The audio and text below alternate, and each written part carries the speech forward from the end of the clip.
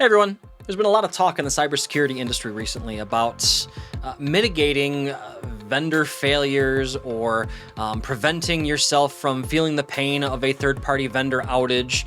All this is in the wake of the recent CrowdStrike incident, which took down a lot of critical machines the world over. For example, Delta has experienced $500 million of losses as a result of this outage. So the whole industry is asking themselves, how do we prevent this from happening again? And that's what I've got Eric Siron on the show talking about today. Eric and I, we spent some time talking about how you, as a CIO, CISO, system admin, what can you do to properly vet third-party software vendors? How can you make that choice and mitigate the risk of that vendor having issues while also benefiting from the services that vendor provides? And that's what we're talking about on today's episode of the Security Swarm Podcast.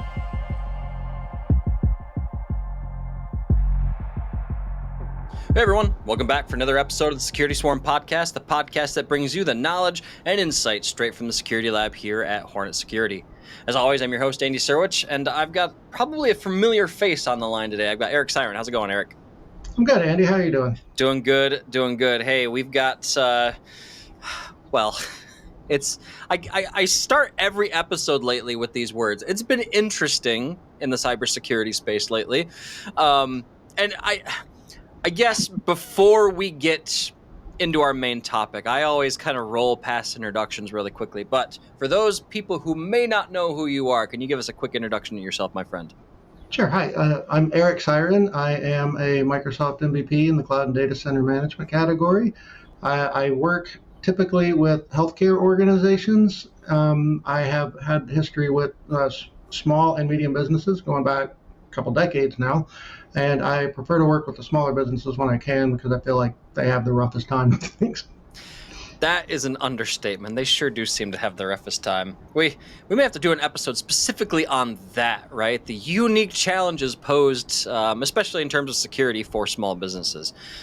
Anyway, before we get to our main topic, I want to start with a personal story here, right? And so if I go back a few weeks here, the family and I, we took a family vacation to LA. My kid, he's really into movie production stuff, so we did some behind-the-scenes movie stuff. We did the whole Disney thing, of course, and we made our way back to LAX on a Saturday morning. And so we get dropped off at LAX, walk into the terminal, and there is a line about, half a mile long inside of the Delta terminal. At which point I say, okay, what the heck?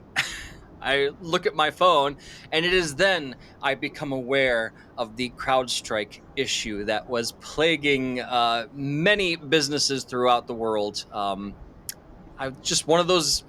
I think it was the day after. So the second day of the bad patch.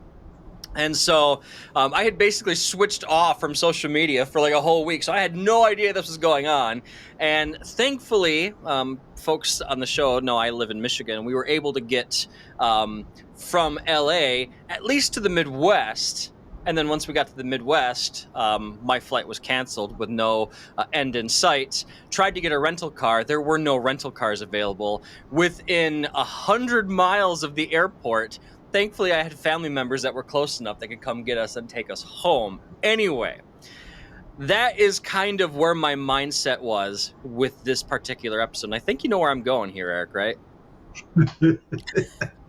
Basically, well, there are a lot of places you could go from there, my friend. A lot of places you could go. That's true. But where my brain is going here, this is a cybersecurity podcast, right? I mean, folks listening, you're probably a system admin, maybe you're a CISO or a CIO or an IT director, or maybe you're just help desk. Whatever your job role is, you have some insight into your business's IT posture, or you're responsible for it, or you have influence over it. Where I'm going here with this is when you have a third-party vendor have a major issue like this with CrowdStrike. We're going to come back to CrowdStrike a little bit later. But when you have a vendor with a major issue like this, what do you do? Or before it gets to this point, what do you do to ensure that you are properly vetting and making a good choice in terms of vendors, right?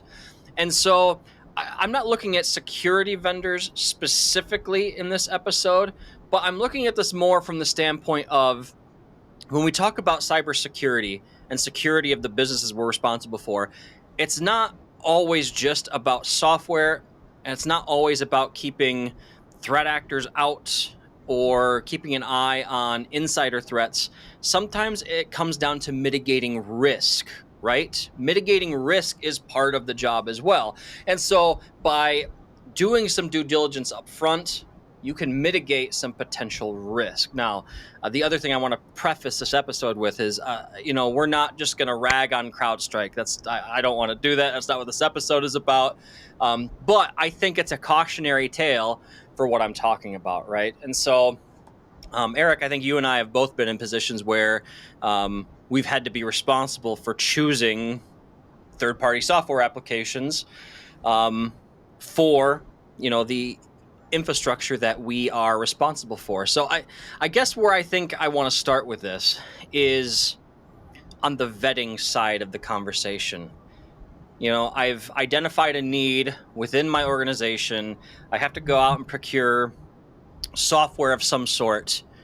What do I do to make sure I don't run into a CrowdStrike incident? And again, not ragging on CrowdStrike. That's just the incident right. It's the one everybody remembers in recent history here, right? But what do I do to avoid that? And I guess I'm going to open up the floor to you first, my friend, and see what your thoughts are. You have a lot of problems immediately. Good news. Today, CrowdStrike is fresh in everyone's mind.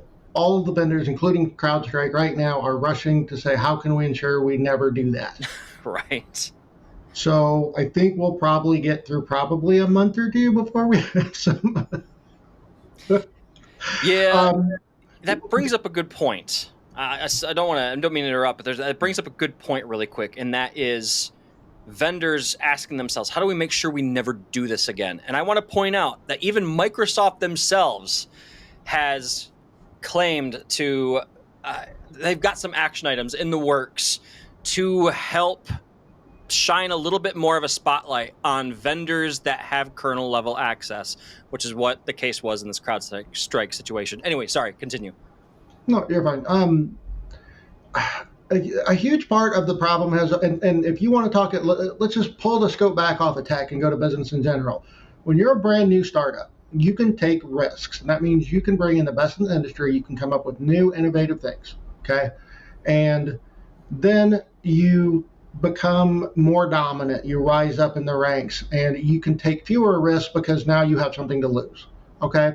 So if you look historically at the way this has impacted, let's go with antivirus. I think antivirus is a great one. Is you'll get these companies that come up out of nowhere, and they're amazing antivirus programs, and within 5 or 6 years, nobody wants to use them anymore because they hit that level, they can no longer innovate, and then somebody else came along, did better, and the first one is like locked itself into some cycle of something that just everybody's just angry about. And I could run down a whole list of names and reasons why I loved them 1 year and then hated them within 3, and so on and so forth. You're going to have that. Security gets it the worst because they have to try to be quick and innovative. Right. But once they reach that top, they also have to maintain, what customers expect so they can not lose those long-running contracts. So in your typical business vetting, when you're just trying to find a vendor of anything, it doesn't matter what it is. One thing that, especially like your C-level executives, how long has this company been around? How many customers do they have? So on and so forth. They want to know about the stability of the company right up there with the stability of the products. So you're getting into that crazy place of, well, if I go with the oldest security companies first, am I going to get the stuff that does the best job? Right? And so CrowdStrike is still kind of in that middle tier that they gained a lot of steam very quickly. And for all we know, they outgrew their ability to have, good processes. I've seen a lot of people speculating. Nobody, whoever knows is not talking. Right. But I feel the pain of the people trying to vet this stuff out, because you do have that problem. Is we want the best and we want the most stable, and in software that's going to be a problem. Yeah. For sure. I think about some of those. I'll stick in the security arena because it's what I know, right? But I think about some of those names that have been around forever, right? 10, 20 years. And I don't want to name names because I don't want it to seem like I'm shaming certain companies. I'm not. People know the security names that have been around for 15, 20 years, right? Think about those companies, right? Are you going to take them for a given role within your IT needs over somebody that's newer, more agile, a little bit more modern in their UIs and their processes? Probably not. So to your point, Eric, I mean, I totally see that, right? You have that balancing act of like, okay, we need to be, I hate using this term because it's kind of a buzzword, but it's legit, agile. You want a company that's going to be agile and could do the new shiny fancy things, but you don't want the company that's from the business perspective, they're a startup run by 3 guys out of their garage and they might not be there next Tuesday. You know what I mean? Exactly. When it comes to your security software, is that really where you want to play? Right. And so yeah. I think that's a good place to start, definitely, in terms of vetting. The other thing that I see commonly, and we used to do this when I was on the solutions committee is what we called it, for the MSP that I was a part of for 10 years of my career. We would actually look and see from a compliance perspective, do we have any compliance requirements? Are there any frameworks that we have to adhere to that either we're required to have the associated vendor, the chosen vendor, also adhere to that framework, or it would at least be, what do I want to say, icing on the cake? It would be of benefit to have them adhere to that framework as well, but not necessarily a requirement. So I definitely think that is something that you want to take into account. And I mean, there's some industries that choice is almost made for you, right? Eric, I mean, you're in the medical space, right? I'm thinking about Epic, for example. You could speak to this more than I can. I don't know how many players there are in Epic space, but I don't think there's many, right? Not a whole lot, no. Yeah. And of course, I'm sure I don't know all of them, but Epic has eclipsed them to the point that I think they may even have a plurality of their industry, not just the majority. Right. And so in my point in saying that is when it comes to a situation like that, certain verticals like medical, sometimes the choice is made for you in that regards, right? And so I guess it makes this job easier, but in that situation, I would say it's still on the vetting committee's due diligence list to go through and identify those risks and come up with what we're going to talk about here in a little bit, mitigation strategies should that vendor experience issues, right? Yeah. And hopefully right now, all of the vendors in that space are looking at that question, because people should now suddenly, if they weren't asking those kind of questions before, they should be asking it now. For sure. And before I move on to the next phase of our conversation here, I want to point out one other thing in the vetting category that I feel like a lot of businesses don't do well enough, and that is doing very detailed testing of whatever solution they've chosen. I've seen it a lot of times where people will look at a new piece of software, they'll have a demo done, they'll throw it in a dev and test environment for a day and call it good. Right. Depending on the role that software is filling, I would highly recommend doing more testing than that. And not just what I call features and capabilities testing, but stress test that thing. Try to break it. What happens? What is your plan if it breaks in that way, right? It kind of helps you answer some of those questions up front. And I love the idea on paper, and I hate my life when I have to do it. So right. I'm gonna give a lot of grace to people who will come in and they'll stress it, a new product, when they're testing it, and they do all their due diligence, and then after having it in place for a couple months, they kind of like, we have a feel for how far this vendor what their tolerance levels are, and we get comfortable with that, and that's what we test, and that's what we play with, is the tolerances that we have Right. seen in the past have messed with us. And I'm really going to hold a whole lot of space for people who are like, no, especially the smaller and medium businesses. Like, I've got one guy here, and if I Yeah, did that on that's true. everything, I would never get anything done. I mean, just testing Microsoft patches like that is... That's true. That's very So true. I love the gumption behind it, but Realistic. realistically, it's not going to play well in a whole lot of places. They just won't be able to update their software. And then people start yelling at them for that. Well, why is your software 6 months out of date? It's like, well, it takes 3 months just to regression test it. That's very true. You know, That's fair. That's fair. And I guess what I've seen to kind of help alleviate that, especially in those situations where you're like the guy or, the girl in that business doing this, I've seen cases where they will actually go and solicit the help of key stakeholders for that application, right? So the one I'm thinking of off the top of my head is I was installing a test environment for, I don't remember what it was called. It was some piece of CAD software. It wasn't CAD, but it was like, it had kind of a dotted line to CAD. It was some add-on or something. I don't remember what. Required its own server and deployment and everything.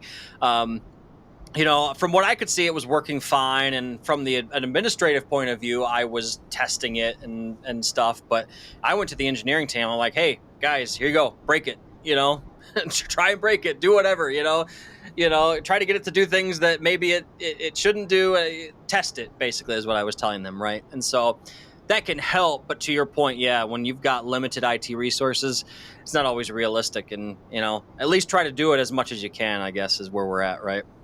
I would recommend anybody who has the ability, what you will typically find in most places is, we colloquially call them canaries. We'll have it's not exactly a test environment, it's kind of a production environment, but certain aspects of it can only reach a certain dedicated number of users who have just basically signed up to, right, whatever happens, and they tend to be more technically proficient, more patience, right? Yep. And we have them beat on it until they feel like they're good. And sometimes, that beating process might be 2 days, it might be 2 weeks or something. So you're not getting that full crunch that you ideally want, but it's more than just an admin in there. Well, I installed it and it didn't explode. So, right. Right. Yeah, if that is the extent of your security, your vendor testing, I installed it and it didn't explode, maybe go back and reevaluate your process there. And now that you're mentioning it, I think one thing that's nice is when you do have vendors who, so how they do things is very important to understand. And if you're getting monolithic updates where they bring down and you don't know what's in that update, that might be a pretty big red flag in the security space. So to go back to what I'm more familiar with is the antivirus, you have engines and you have definitions. Yep. And definition updates should never break anything ever, period. Right? Engine updates, a little more sketchy. And most of your vendors will allow you to update them separately so that you get a chance to run the engines through regression testing, right, but you can roll your definitions out as fast as you get them. Not all of the other security software is going to allow something like that, but that would be one thing that I would definitely look for, is something that we can categorize different components of the software into its own risk categories. And I need the things that are going to protect me from like day one exploits. I need to be able to roll those out instantly with high level of confidence. But then again, you get back into the CrowdStrike thing where, well, that rule wouldn't have worked, Right. And so I guess that brings me to my next point is, what are the types of common problems that can arise from third-party vendor issues, right? And the two that come to top of mind right now are security vulnerabilities and performance issues. And when I say performance issues, either that's slow or what's the word I'm thinking of? Kind of disjointed, not always available, or just plain down, right? It kind of falls into that category too. Is there anything I'm missing there? I think those are the two things that I've always considered as when I've been going through this process myself. Yeah, maybe you draw it along a spectrum as some things get jittery, and like we've had places where we'll turn on TLS for something and then a part of the application will drop out and not function, even though most of it does. Right. So I think those are the two most common ones that come up. So definitely those are That's research you need to do. Okay, I'm considering vendor ABC Corporation over here, right? Do they have any security vulnerabilities? Have they had any security vulnerabilities? What did they do about them? How easy was it to install the patch and or mitigate the issue, right? Have they had any performance issues? Again, those are all questions and things that we should be looking at in terms of making that third-party vendor choice. It gives you a very historical track. And the more we talk, more it's like, I want to know what their internal processes are. Yeah. I want to know how they roll out updates. I mean, because this almost feels like with the CrowdStrike thing, they didn't have their own canary, and that's kind of a problem. Right. Things like that. I do expect the vendor to have done its own due diligence before it even puts it on in a place for me to get it. And so I would be very pushy about, what are your processes? What do you do?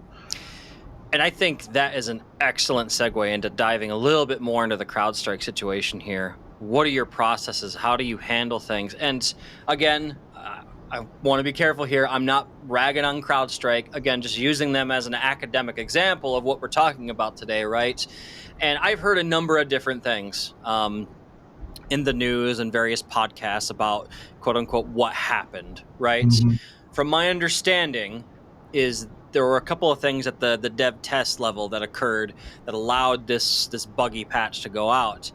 One of them was it went out during like non-standard hours. The team that was available and working at that time, and again, this is all conjecture, this is just what I've heard, they were all running Macs, no Windows machines. Macs were unaffected by this issue from my understanding. So in terms of self-testing, there was not really any Windows machines readily test at that time.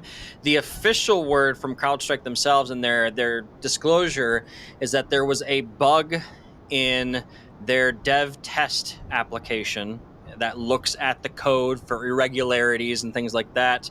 It didn't report, or it didn't report correctly on this particular anomaly, which allowed it to go out that way too. So one of their key takeaways as to how they're going to prevent this from happening again is more internal developer testing, so developers actually testing it themselves and remediating whatever issue it was with that dev test application.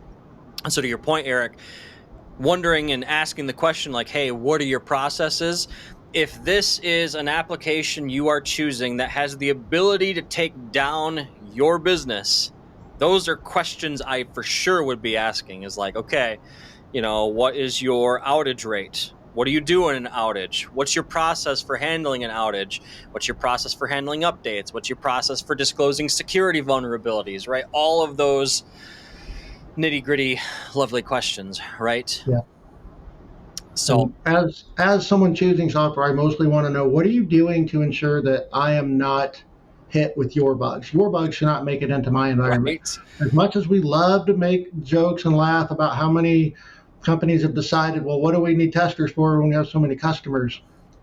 We need to put the jokes aside and say, no, you need to test this before it comes here, or I'm not going to renew my contract. And let's just right. And it sorry, I was going to say, and it comes back to that whole conversation we were having about,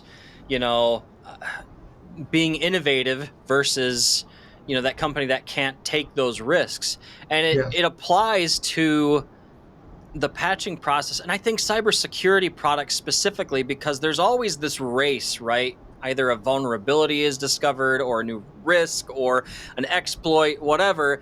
There's always this race to get that hole patched and fixed.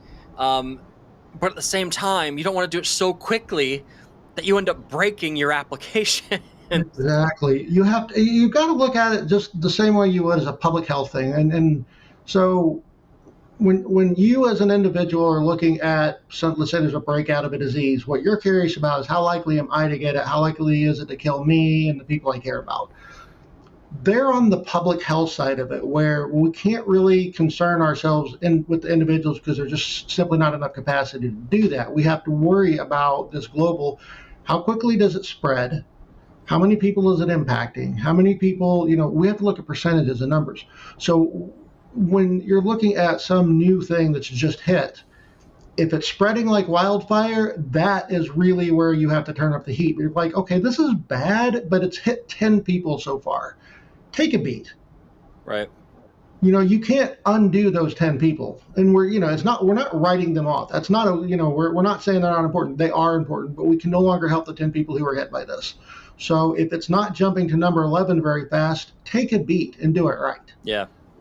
That's very true. Take the time, do the due diligence, do it right the first time, even if you're just a little bit slower out of the gate, right?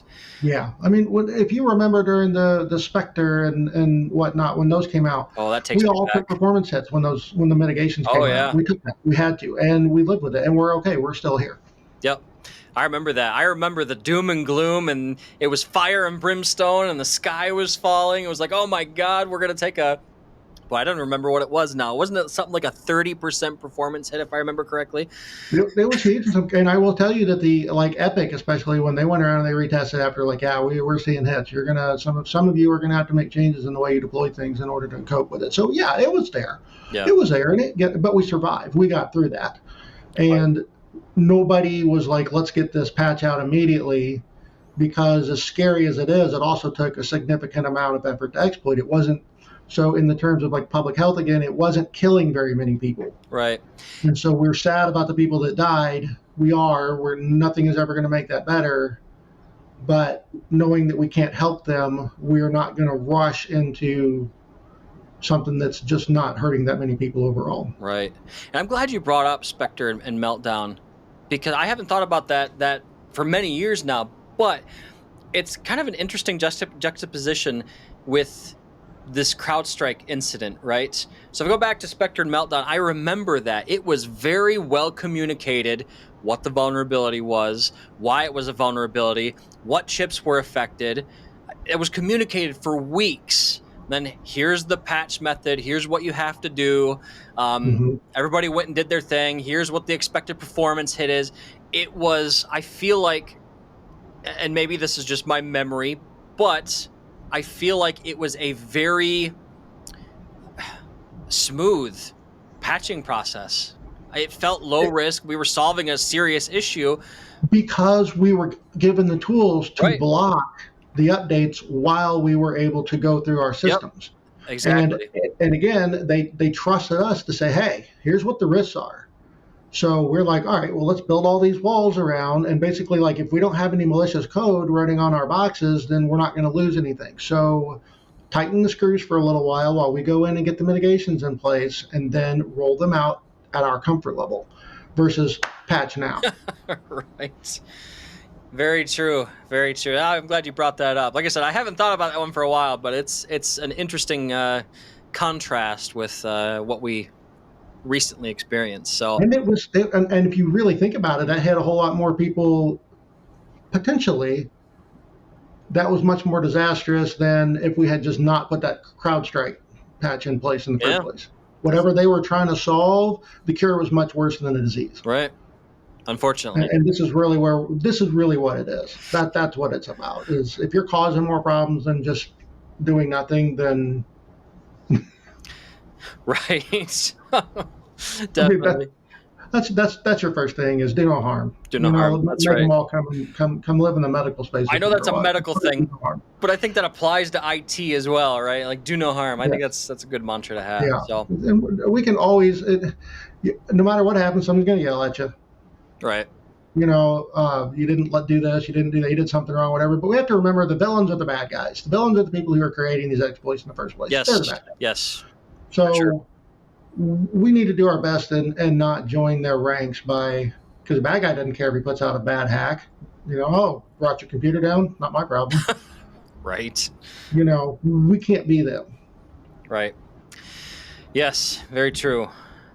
So we got a few minutes left here, Eric. I want to wrap up with mitigation strategies. So, again, you've done everything you can. You've done all the best practices. You've vetted the vendor properly. You've tested the heck out of it. You've done everything you should have done.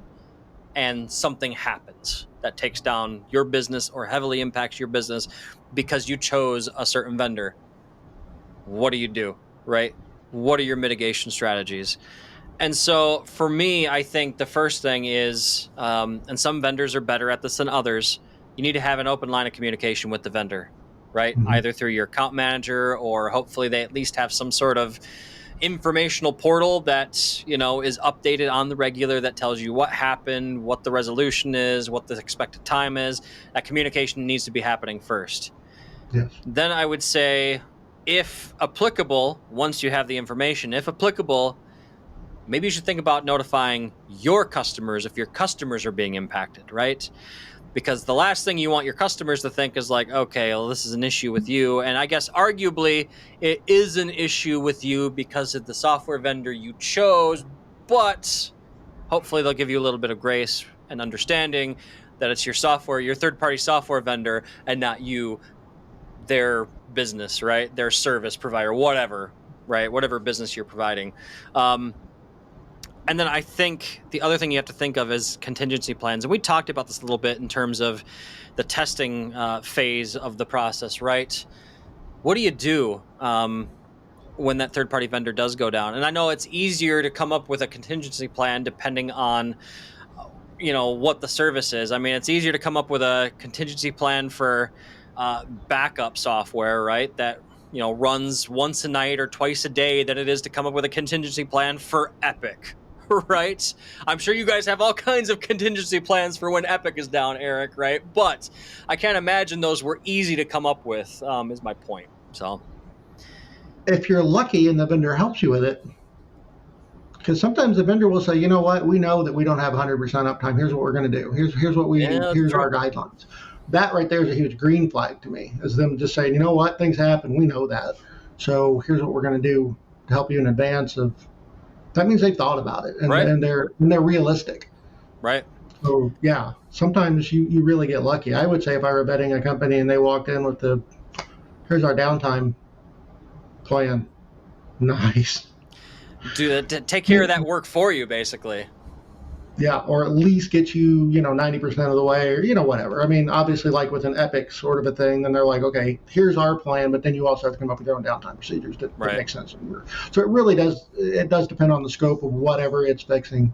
I think what you run into here, the big problem is we're seeing that the darker side of the cloud stuff, in that you have what I would call a supply chain issue. Yeah. And that a lot of the people impacted by CrowdStrike were not CrowdStrike customers. And they were maybe 2, 3, 4 degrees separated from the CrowdStrike customer that was impacted. Right. So we are looking at and if you go back far enough, it's like, well, so when the mainframe is down, nobody can work. What are we going to do about that? Okay, we'll put a PC on everybody's desktop.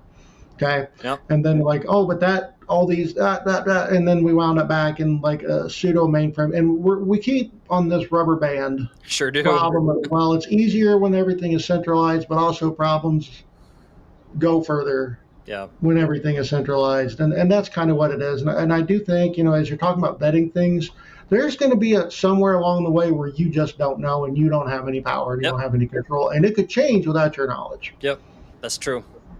That's true. And you bring up changing without your knowledge. I would say one final thing that I would look at for mitigation strategies is I want a vendor who is going to, how do I want to put it? They are going to communicate with me until I cry uncle, right? Yeah. Like, I want to know when they sneeze, right? If this is a critical vendor for my infrastructure, I want to know when they sneeze, right? Yeah.